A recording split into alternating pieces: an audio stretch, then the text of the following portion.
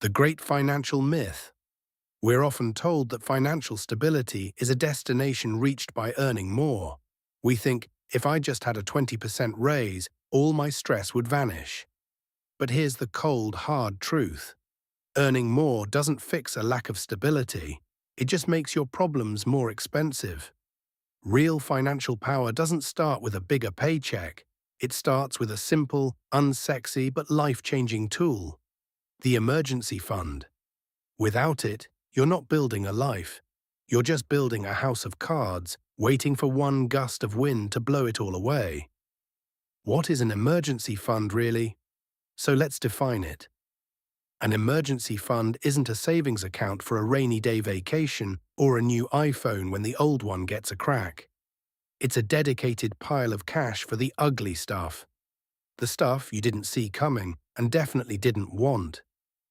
We're talking about the 2 a.m. trip to the ER, the transmission that suddenly gives out on your way to work, or the Tuesday morning when your boss calls you into a quick meeting that ends with a pink slip. Without this fund, every problem is a panic. You're forced to swipe a credit card or beg for a loan. But with it, a car repair is just a car repair. A job loss is just a transition. An emergency fund turns a potential disaster into a mere inconvenience. The procrastination trap. If it's so important, why doesn't everyone have one? It's not usually because people are lazy. It's because of two things: optimism and overwhelm. First, we suffer from "it won't happen to me" syndrome.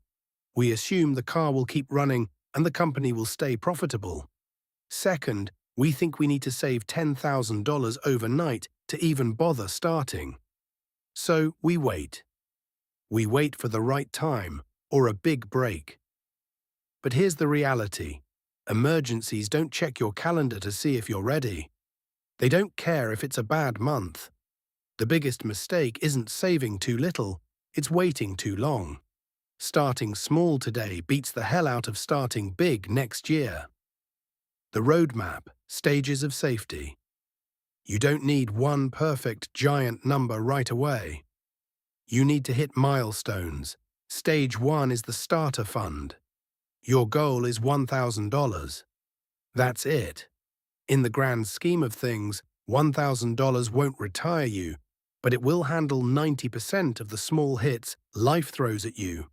More importantly, hitting that $1,000 mark proves to you that you can save. It builds the muscle. Stage 2 is full protection. This is where you aim for 3 to 6 months of your basic living expenses. This isn't just money, it's time. If you lose your job, you have 6 months to find the right job, not just the first job that pays the bills.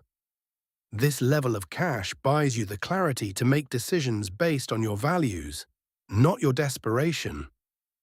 Building from nothing. If you're at zero right now, don't panic. Just get boring. Automate everything. Don't rely on your willpower because your willpower is tired by 5 p.m. Set up a transfer of $20, $50, or $100 the moment your paycheck hits. Second, treat this money as untouchable.